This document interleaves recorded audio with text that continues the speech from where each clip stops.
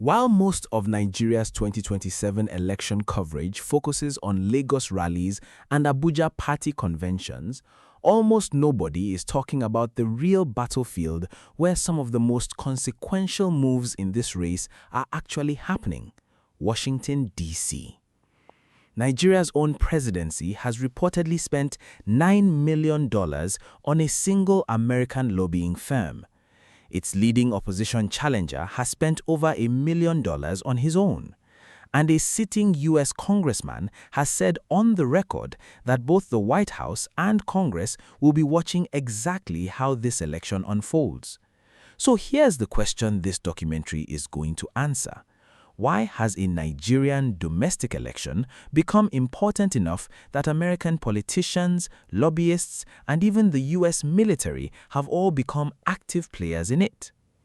Before we go deeper, I just want to say thank you. Since NaijaNewsWatch started, the support, the comments, the likes, and every single subscription have helped this channel grow beyond what I imagined. If you've been enjoying these in-depth political breakdowns and you want to see more videos like this, the best way to support the channel is by subscribing.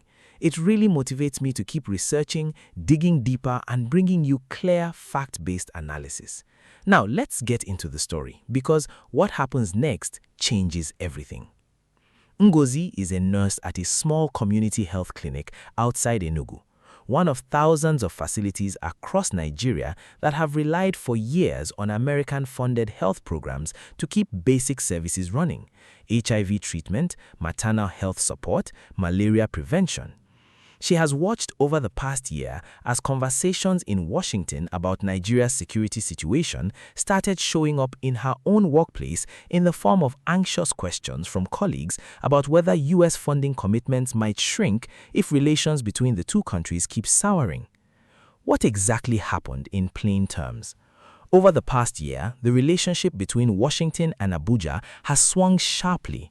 In November 2025, President Trump publicly threatened to cut off all U.S. aid to Nigeria and warned of possible military action, accusing the Nigerian government of allowing a mass slaughter of Christians and redesignating Nigeria a country of particular concern under U.S. religious freedom law.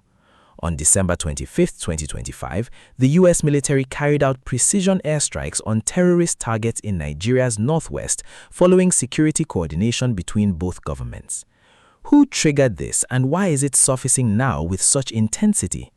The Trump administration's escalating rhetoric and the CPC designation set the tone, but the reason this is dominating headlines specifically now is that Nigeria's 2027 election campaign has just officially begun, and Washington's position on Nigeria's security and human rights record has become something every major Nigerian political camp now believes it needs to actively manage rather than simply respond to when asked. Let's look at the actual structure behind this story, the institutions and legal mechanisms actually driving it. On the American side, the CPC designation operates under the International Religious Freedom Act, giving the U.S. State Department a formal legal basis to review sanctions and assistance to countries found to be tolerating severe religious freedom violations. In Congress, the Nigeria Religious Freedom and Accountability Act of 2026, introduced in February by Congressmen Riley Moore and Chris Smith, would, if passed, require the Secretary of State to regularly report to Congress on Nigeria's handling of religious persecution, mandate periodic compliance assessments, and formally review applicable sanctions. Separately, the House Appropriations Committee has already moved to add stricter oversight requirements to American assistance funding for Nigeria. On the Nigerian side, the National Security Advisor's Office and the Ministry of Foreign Affairs lead formal engagement with Washington, while individual politicians and their campaigns are legally permitted to hire American lobbying firms directly, provided those firms register under the U.S. Foreign Agents Registration Act and publicly disclose their contracts, which is precisely how the lobbying figures in this story became public in the first place. Here's the gray area worth understanding clearly. None of this gives Washington any formal legal authority over how Nigeria conducts its own election, but the CPC designation pending legislation, direct engagement from a sitting U.S. president, and now explicit statements from sitting U.S. congressmen carry enormous informal weight, shaping how international lenders, investors, and even ordinary global perception treat Nigeria, regardless of whether any American law is ever actually triggered. Now, let's go deep into who's actually spending money and political capital on this and why. Start with the numbers because they tell the real story here.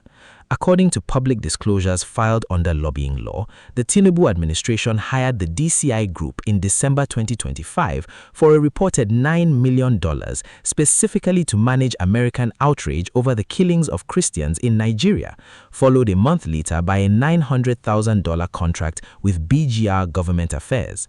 Not to be outdone, opposition leader Atiku Abubakar hired Republican-connected lobbyist Carl von Batten in March 2026 for $1.2 million, filed specifically to protect and strengthen his own reputational standing in Washington. Other prominent Nigerian political figures have engaged Washington through their own channels as well, all racing to convince the Trump administration and Congress that they personally are the ones best positioned to handle Nigeria's security crisis. Here's your first major tension point. This is not simply a story about foreign pressure being applied to Nigeria from the outside. It has become a story about Nigerian politicians actively competing with each other in Washington, spending real money to shape how American power brokers see them individually ahead of an election that Americans have no formal vote in whatsoever. When your country's rival political camps are collectively spending well over $10 million trying to win favor in a foreign capital, that tells you plainly how much Washington's perception now carries in domestic Nigerian politics. Who benefits from this dynamic and who's threatened by it? The American lobbying industry itself is an obvious beneficiary. Firms like DCI Group and BGR Government Affairs are paid handsomely regardless of which Nigerian faction ultimately wins in 2027. Tinubu's administration benefits, in one sense, from being the first and biggest mover in this space, but is also the party most exposed to reputational risk if the Christian genocide framing continues gaining traction in Washington, since it is the sitting government being held accountable for security outcomes. Opposition figures like Atiku benefit from a genuine opening. A foreign government publicly questioning the ruling administration's security record hands them a ready-made talking point. But they risk backlash at home if Nigerian voters view their Washington lobbying as prioritizing American approval over Nigerian sovereignty. The electoral implications are already visible in surprising ways. Some analysts believe Trump's genocide claims and the broader religious freedom framing coming out of Washington could influence Tinubu's own run-made calculations for 2027, with speculation that he may feel pressure to select a Christian vice presidential candidate to help manage that perception domestically and internationally. A notable shift, given Nigeria's unwritten tradition of Muslim-Christian ticket balancing, that his own 2023 all-Muslim ticket already broke with precedent. And a February 2026 petition to Trump from a Nigerian political figure named Timi Frank added a completely different dimension to this story, accusing Nigeria's own ruling party of what he called political genocide against domestic opposition voices, alleging pressure on the military, police, and judiciary to entrench partisan control, and separately criticizing the government's Washington lobbying spending as an attempt to, in his words, launder its international image rather than fix problems at home. That framing shows how flexible the language of genocide has become in this story, deployed by different Nigerian political actors for different domestic purposes, all aimed at the same audience in Washington. The regional dynamics matter here too. Northern Nigeria, where the vast majority of the violence cited in Washington's genocide claims has occurred, experiences this story most directly and most painfully. But southern Nigerian political and business elites are just as actively engaged in the Washington lobbying contest because international investment confidence, credit ratings, and diplomatic standing affect the entire country's economy, not only the regions experiencing the violence itself. Now, the silent players actually shaping this story day to day. Masad Bolos, an American businessman with Nigerian family ties serving in a Trump administration Africa advisory role, has publicly tried to introduce more nuance into the genocide debate, noting that Christians are not the only victims of violence in Nigeria, a comment that appears to have done little to shift the broader Washington narrative, but which shows internal disagreement even within Trump's own circle about how to characterize the crisis. Nigeria's National Security Advisor, Nuhu Ribadu, has led high-level delegations directly to Washington, meeting Congress, the White House Faith Office, the State Department, the National Security Council, and the Department of War, specifically to push back against the genocide framing and reaffirm security cooperation, according to Nigeria's own presidential communications. And American faith-based advocacy organizations, which have campaigned for years on Christian persecution in Nigeria, are a genuinely influential silent player too. Their sustained pressure is a significant reason this issue has retained such prominence within a Republican-controlled Washington, independent of any single news cycle. The timeline of moves and counter-moves has accelerated sharply. Trump's CPC redesignation and aid cut threats land in November 2025. The U.S. carries out its Sokoto area airstrikes on December 25, 2025. The Tinubu administration signs its $9 million DCI group contract that same month, followed by BGR government affairs in January 2026. Timmy Frank's competing political genocide petition lands in February 2026. Atiku signed his own Washington lobbying contract in March 2026. Congressman Moore and Congressman Smith introduced their Nigeria-focused accountability bill that same month. Ribadu leads a high-level delegation to Washington to directly counter the genocide narrative, and by July 2026, Congressman Moore is publicly confirming in a televised interview that the White House and Congress will be closely watching how Nigeria's actual 2027 election unfolds, closing the loop between the religious freedom debate and Nigeria's electoral process itself. Let's zoom out to what this means for Nigeria as a whole and bring it back to Ngozi at her clinic outside Enugu. The balance of power here isn't primarily about federal versus state government. It's about how much Nigeria's domestic political conversation is now shaped by a foreign audience it cannot vote for and does not answer to. When Nigerian politicians spend more time and money managing their image in Washington than explaining their platforms to voters in Kano or Enugu, that represents a genuine, if subtle, shift in whose approval Nigerian political actors feel they most urgently need. The economic consequences reach directly into places like Ngozi's clinic. American aid and security assistance genuinely support meaningful parts of Nigeria's healthcare and development infrastructure, and any sustained deterioration in the relationship, whether through funding cuts, sanctions, or simply damaged investor confidence tied to negative international coverage, carries real, tangible risk for the ordinary Nigerians those programs serve, regardless of how the underlying genocide debate is ultimately resolved. This story also carries genuine interfaith and interethnic sensitivity that deserves direct acknowledgement. Analysts at institutions like CSIS have specifically warned that as Nigeria approaches the 2027 election, religion will likely remain a significant factor shaping candidate selection and campaign strategy, and that Washington's genocide framing, whatever its accuracy, risks being exploited by domestic political actors on multiple sides to stoke ethnic and religious tension for electoral advantage, rather than genuinely address the underlying jihadist violence, banditry, and insecurity driving the crisis in the first place. This entire story is by definition international, but let's be precise about exactly what Washington's position actually is and isn't. The US government has not taken an official position on which Nigerian candidates should win in 2027.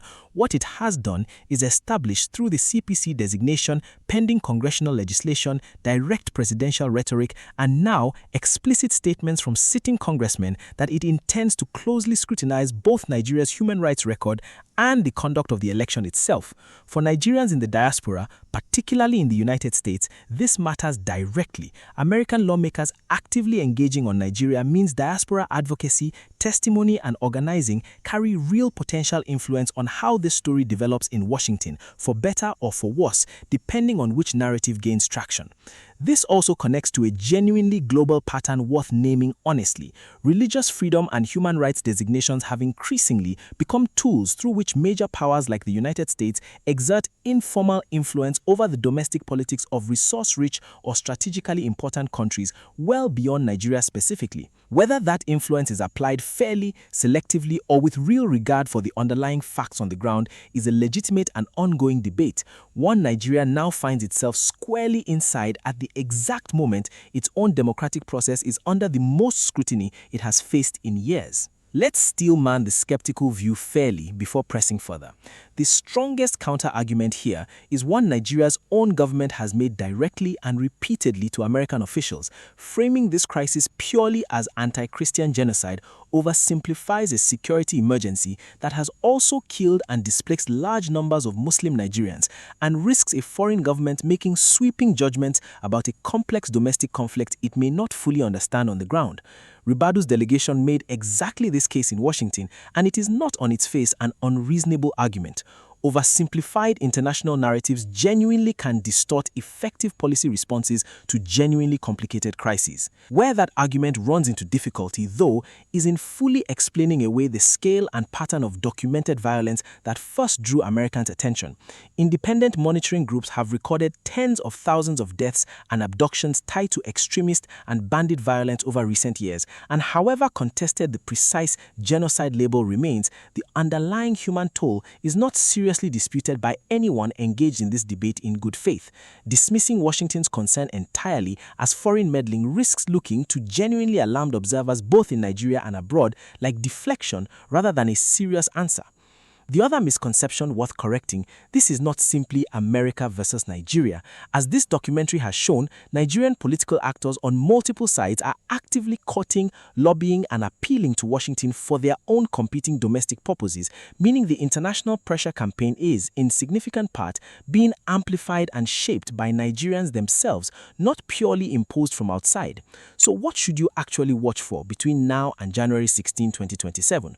Watch whether the Nigeria Religious Freedom and Accountability Act actually passes Congress.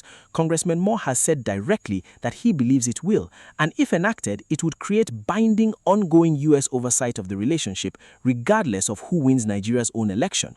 Watch how closely U.S. officials, the State Department, congressional delegations, or election monitoring organizations actually engage with Nigeria's January 2027 vote itself, since that would represent Washington's rhetoric translating into direct hands-on engagement with the electoral process, not just commentary on security conditions.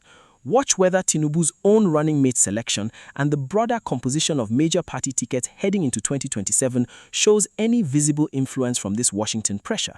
A shift towards more religiously balanced tickets would be a genuinely significant signal that international perception is now shaping core domestic campaign decisions. Best case, continued high-level engagement, like Ribadu's Washington delegation, successfully stabilizes the relationship, security cooperation deepens in ways that actually reduce violence on the ground, and Nigeria's 2027 election proceeds with international attention functioning as constructive scrutiny rather than destabilizing pressure. Worst case, the relationship deteriorates further, aid or security cooperation is meaningfully curtailed, and Nigeria heads into a consequential election with its international standing and the economic confidence tied to it seriously damaged, regardless of which domestic candidate ultimately wins. Now, if what I just laid out surprises you, drop a comment below. I want to know your take before we get to the part that changes the whole picture. Let's return to Ngozi, still working at her clinic outside Enugu, still hearing the anxious hallway conversations about American funding. So here's the answer to the question we opened with. Nigeria's 2027 election has become globally significant, not because Washington has any formal say in who wins, but because Nigeria's own political class has decided, through millions of dollars in lobbying spending and direct diplomatic engagement, that American perception is now a genuine domestic political battleground worth fighting over. That is a real shift in how Nigerian power actually operates, and it is happening whether or not most ordinary voters in Lagos, Kano, or Enugu are watching it closely. For Ndozi, none of the lobbying contracts or congressional bills will matter nearly as much as whether her clinic still has the resources it needs next year. That, ultimately, is the real stakes of this story for millions of ordinary Nigerians. Not who wins the argument in Washington, but whether that argument ends in a relationship stable enough to keep supporting the people that depend on it. So, tell me, do you think Nigerian politicians courting Washington is smart strategy or a troubling sign of where real power now sits in our politics? Let me know in the comments. Before you go, I just want to sincerely thank you for spending your time with NaijaNewsWatch today. Your support means more than you probably realize. Every view, every thoughtful comment, every like, every share, and every subscription helps this channel continue to grow and gives me the motivation to keep researching and creating balanced, in-depth documentaries about Nigerian politics. If today's video gave you a clearer understanding of what's happening beyond the headlines, please share it with someone who would appreciate it too. Thank you for being part of this community. I'll see you in the next documentary. Until then, stay informed, keep asking questions, and, as always, stay sharp.